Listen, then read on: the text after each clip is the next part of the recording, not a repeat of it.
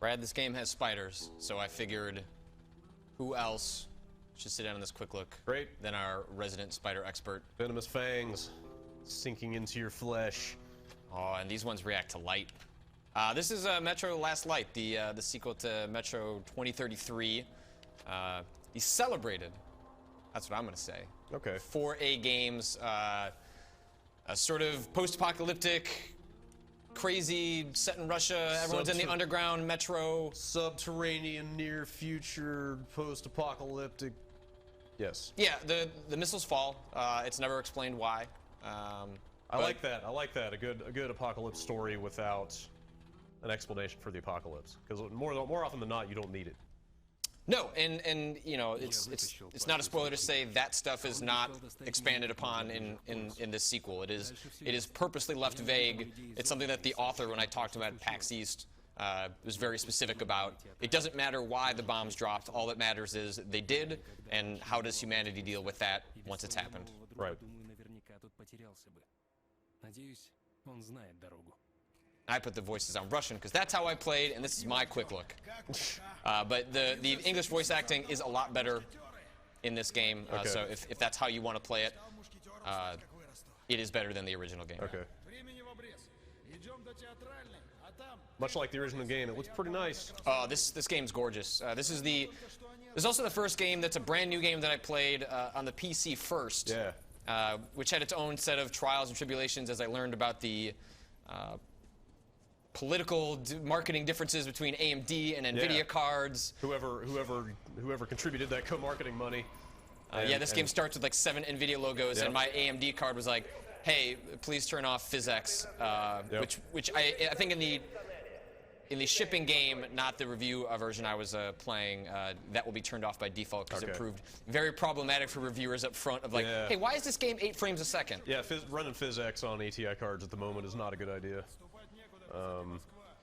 It's one of the bummers of modern PC game development is that for business reasons, like games are generally better on one kind of card or the other.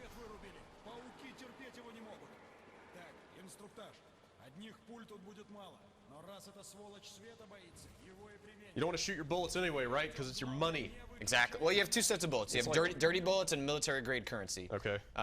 The military-grade bullets are more powerful. I'm gonna charge up my battery there, which you have to do in real time in the middle of battle, which is fucking awesome. There are rifles later that I'm not sure if I've ever said the word out loud. Pneumatic tubes? Is that how you would say that? Yes, pneumatic. Yes. So there are rifles that use pneumatic tubes, and you have to pump the rifle in addition to replacing the ammunition. Show me that. I don't have it right here, unfortunately. I want to see what that looks like. But and you can also over pump it. So you have to manage you have to pull the rifle back out, make sure that you're doing it in the green, because if you put it into the red by over pumping, your shots are going to be weaker as a result. Huh. And it is the tiny details like that that really separate Metro for me. It's the stuff that allows you to sort of get into the atmosphere of the game in a way that other games just do away with that stuff in the interest of being more seamless or more accessible. And this game just really embraces some of its weirder stuff like this, and having to fight through cow. It actually slows you down unless you pull out the lighter. Well, it's a cool way of integrating the theme of desperation into the gameplay mechanics. Exactly. You know? It's like this is the best stuff these guys can get their hands on, so you've just got to deal with the shortcomings. It's neat. So I never really played the first game. Tragic. But yeah, I know. Although from reading your review of this, which is on the site, I really want to play this. Yeah, so actually, let me ask another question before the question I was going to ask, which is, do I need to go back and play the first one, or can I just hop into this? You can. I mean, this game does give you a pretty decent summary of the first game. So I wouldn't say it's necessary from a narrative point of view. I think that Metro 2033 is still a fine game. I went and played about an hour and a half of it after I finished this. And the thing that leaps out immediately is this game is just mechanically much more proficient than the last game. Yeah, which is like reading that in the review made me just want to go straight to this, because if the first one was a mediocre shooter, I don't have a burning desire to play mediocre shooters right now, you know? Yeah, I barely want to play good shooters at the moment, so. I mean, you weren't playing that game for the shooting, but what was unfortunate was that the the shoddy shooting mechanics put people off so that they wouldn't get far enough to really appreciate everything else that was going on. Right.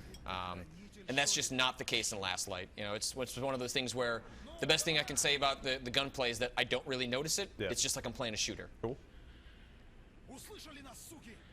So the thing I was gonna ask, these games they're kind of linear and narrative driven, right? Like, would you compare this to like a Half-Life? Like, there's not really an element of exploration, is there? Is it No, more of you're on a track and you have. Oh God, those things are huge. You know, hold on, let me take care of these fucking spiders.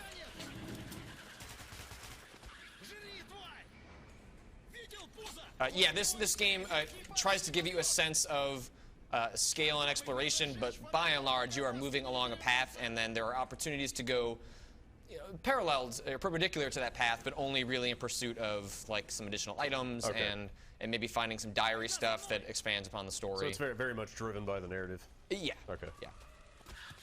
Oh, Jesus. So these guys react to light, and then they flip over on their belly, and you shoot them in the belly.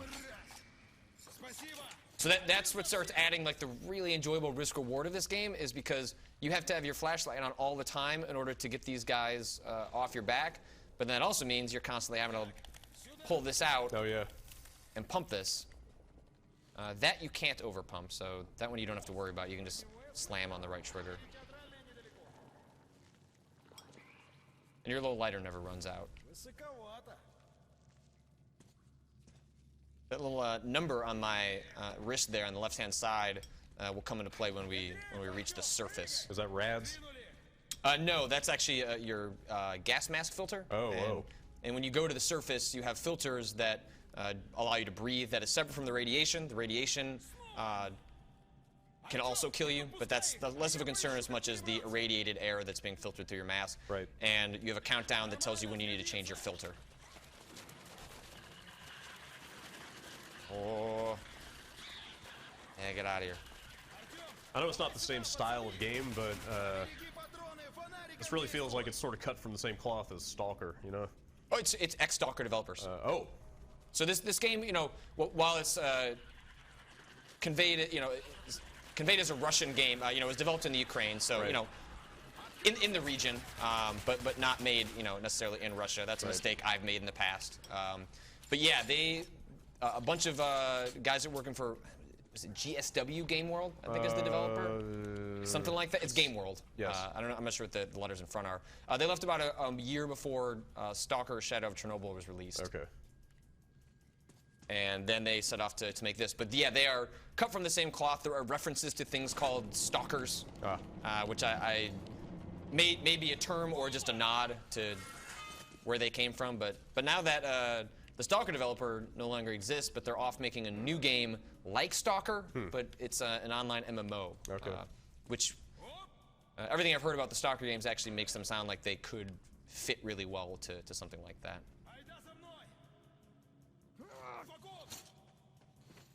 I thought he said fuck off for a second, and then I remembered he was speaking Russian. There's a much creepier section involving, I couldn't find it when I was looking at the chapters, but involving all these spider creatures where you are no longer with a partner and you are actually just going through nests of these creatures by yourself, and there are holes in the wall that they are constantly crawling through. It's unbelievably creepy. I mean, Metro is not a horror game, but it certainly has sections that play like it.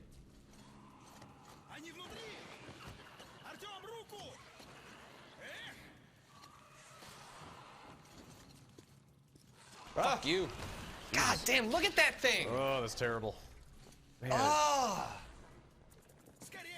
Russia sucks. I don't want to go there. Especially irradiated future Russia.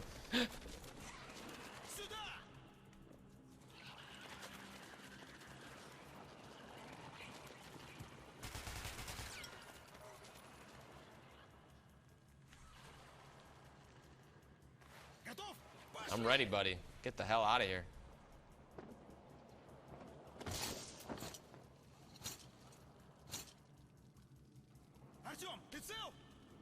And then this series in general, this game and the last game, we haven't really seen too much from right here, but it wildly switches between what you feel like would be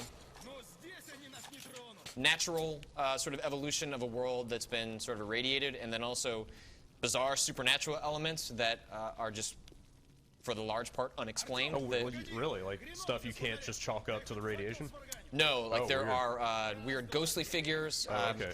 The central antagonists of the first game, and they're also a central force in this one, are these creatures called the Dark Ones, which kind of look a little bit like the gray aliens, without the eyes, but they're very tall, gangly. They have psychic powers, and they are able to cripple the minds of humans. They essentially arise out of the irradiation, and it's beyond the human conflict that is constantly happening in the Metro games. The sort of larger human world conflict are these new creatures who are able to survive on the irradiated surface, sort of the next evolution of humanity, and we're just surviving until they wipe us out. Right.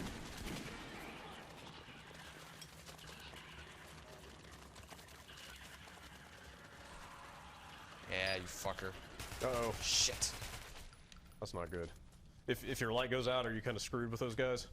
Like, Yeah, they'll will just, they- you can take them out, but it's very, very difficult. There are some different sections where they do some fun stuff with the lighting, where there'll be torches along the wall, and as long as you're holding this out, you can just kind of hug the wall, light the torches as you go through, which protects you as you're... Ah, son of a bitch.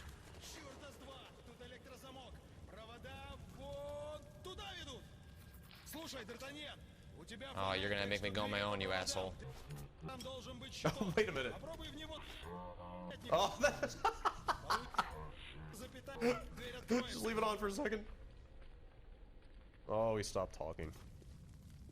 Oh, that's fantastic. Yeah, the game does this really nice. So, you know, it doesn't pause, but it does give you a chance to kind of catch your breath. And it also has the result of making voices sound really fucking goofy. But it's cool that it gets sort of like transcoded in real time. All right, you sons of bitches. Curious to see what the surface looks like now.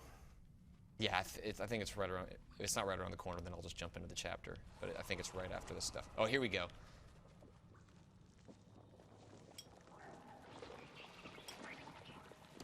You can also collect these diaries. Metro 2033 or not 2033, but Last Light, I believe, makes some similar mistakes. They aren't game-breaking as I feel like they were in the Resistance series, but of hiding a little too much of the blunt explanation for what's going on in diaries that are hidden throughout the world. Yeah, that's a real slippery slope. I don't feel like I missed out on too much, but there were some diaries where the explanation was so blunt and about what was happening that it's like, well, why didn't you just explain that better in the cutscenes? Yeah, So that's a shame. that's bad design. I Yeah. don't like that stuff. I also don't like these spiders crawling in and out of their spider holes.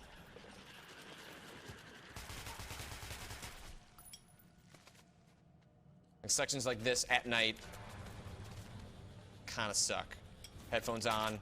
That's the way to play this game is at night. Trying to get into it a little bit. Oh, I'm just going to run through here. It's not how you would normally play this game, but I'm going to hit this. It's all this little stuff. Just Yeah, I love all the like ramshackle found technology and like nothing quite works right, but you know they just make it work. they're doing the best they can. Hey, buddy. Thanks for your help, guy. Yeah, I'm not sure what he was really doing, except like hanging by this sweet fire. All right, this should take us to the surface.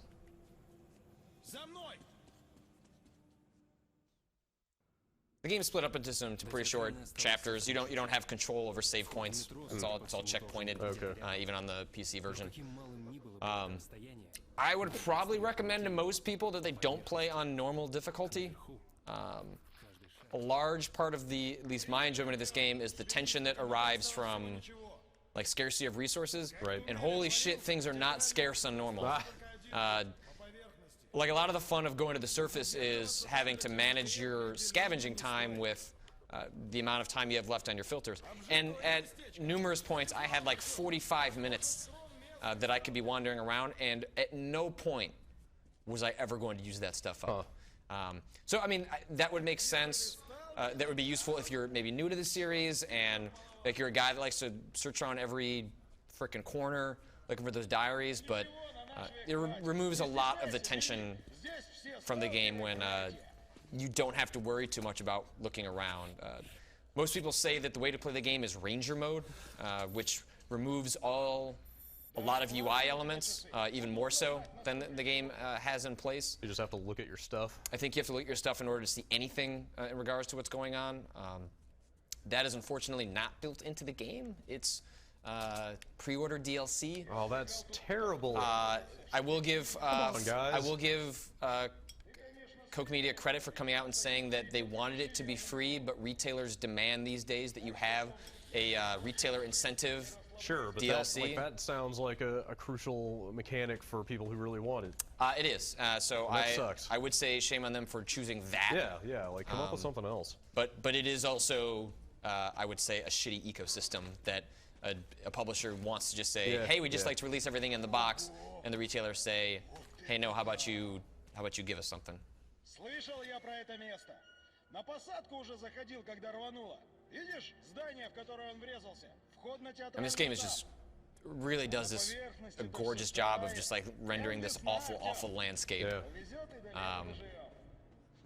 And in this one, you get much more of a sense of the surrounding areas. They do a better job of taking you to, some more iconic locations in Moscow that even a dumb American like myself would be like, oh, all right. Солнышко сияло. Как быстро тучами все затянуло.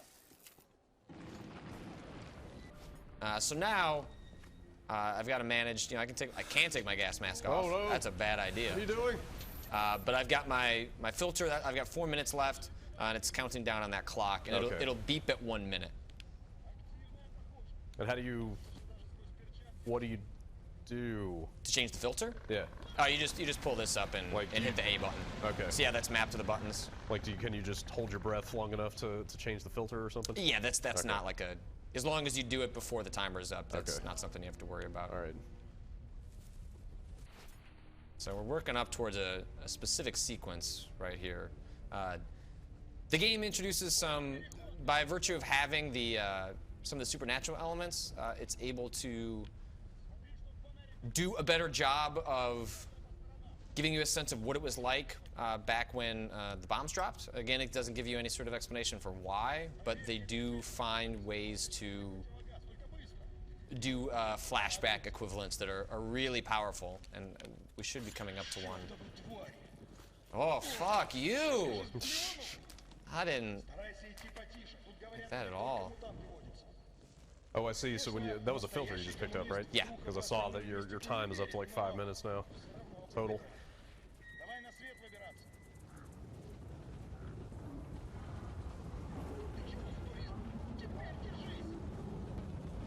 Was I not supposed to go down there? Oh!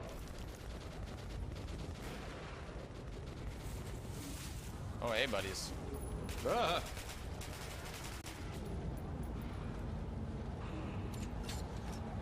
Probably shouldn't have ran out there when that herd of creatures is going through.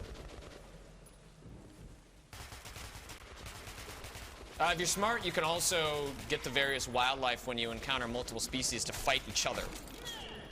Doom style. Yeah. Great. Might not get it to trigger here, but this game has a whole button dedicated to wiping off your goddamn mask. That's awesome. I Jesus. was trying to get it to trigger here. Okay, see now I got blood on my mask. Oh man, you're about to have a lot more.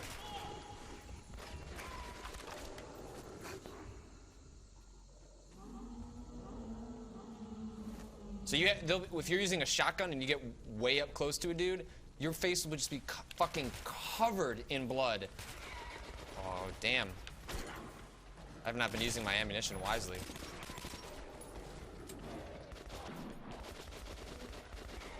Еще один! I mean, normally when I'm playing this game, you're spending like way more time scrounging about for stuff. Sure. So just kind of running and gunning it through here. Not the best way to do it. But yeah, if you got a shotgun blast to a guy, you will just get drenched in blood, and the only way to see anything that's going on is to be wiping it off. Stop And that's and just wipe. such a cool touch. Yeah, like there's a real survivalist aspect to this, it seems like. But it's much more manageable than something like Stalker, which is on the extreme end of where it's all about like survival management. Right. Metro, I mean, goddamn, look at that. Yeah, that's pretty awesome.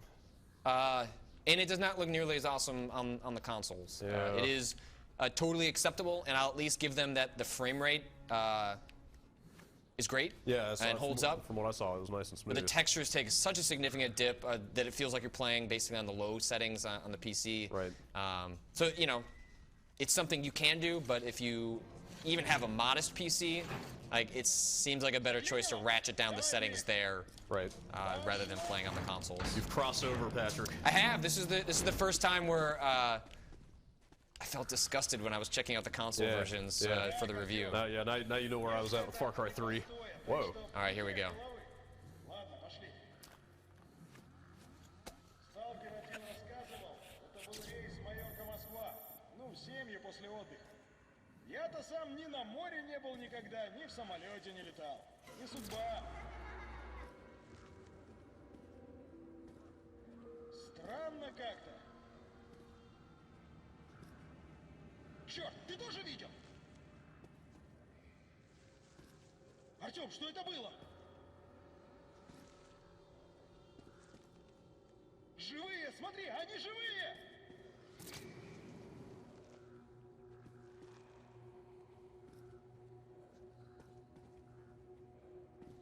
They give any indication how long it's been since the war? They might. I don't know the timeline offhand.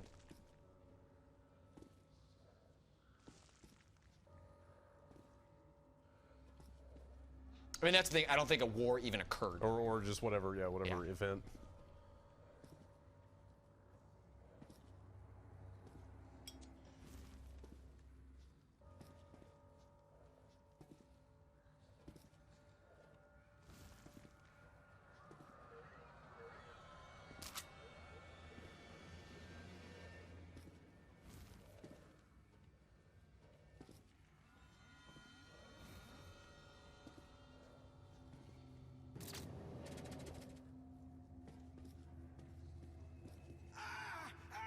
Мама!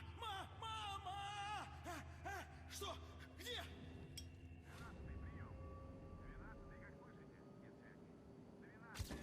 Что такое? Что? Черт!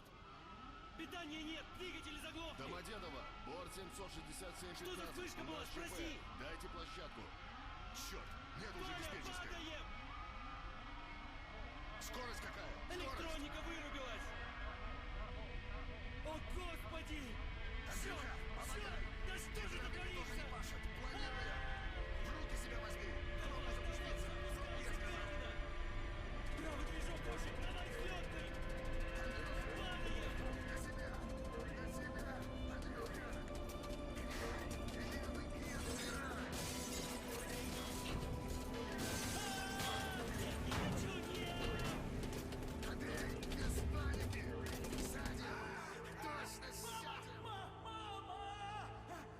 Что? Где? Jeez. Yeah. Душно мне! So they do a lot more of moments like that because your character has been sort of touched, and there are also these sort of like ghosts have been, I guess, imprinted upon the landscape for lack of a better term. They have moments like that are really powerful and also do such a great job of contextualizing the world without worrying too much about like the real specific bits about the hows and whys. Right. 'Cause the game is way more concerned about the impact. But yeah, that is Metro Last Light. It's a really, really great game, and well, I still would encourage people to go and check out 2033. If you were turned off by the mechanics, Last Light is such a step up. and doesn't lose, I think, a lot of what made the original game special. But it is hard to go back. Yeah, it is out now for PC. Well, I guess it'll be out tomorrow. PC, 360, and PS3. Excellent. Oh, man. Thanks, Brad. This is a great time to get out of here. Thank you.